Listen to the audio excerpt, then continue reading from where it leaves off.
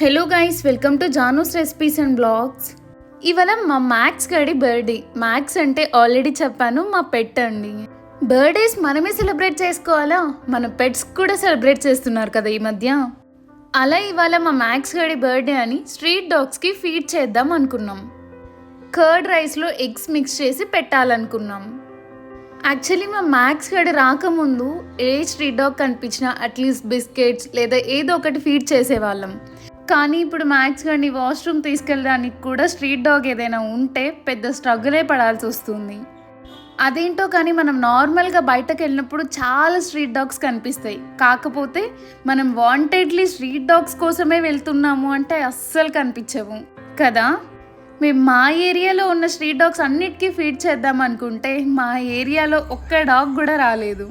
Video shoot చేసింది నిన్న, అంటే 22 మే రోజు.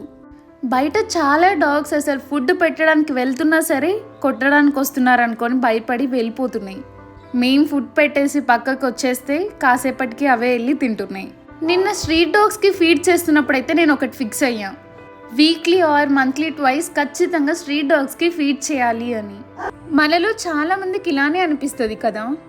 స్ట్రీట్ డాగ్స్కి ఫుడ్ పెట్టడం స్టార్ట్ చేశాక ఇంకా ఎక్కువ చేసుంటే బాగుండేది అనిపించింది. కాకపోతే మాకు ఐడియా లేదు కాబట్టి కొంచెమే చేసాం. నెక్స్ట్ టైం మాత్రం వీలైనంత ఇంకొంచెం ఎక్కువ ఫుడ్ చేసి ఎక్కువ డాగ్స్కి ఫీడ్ చేయడానికి మాత్రం ట్రై చేయాలి.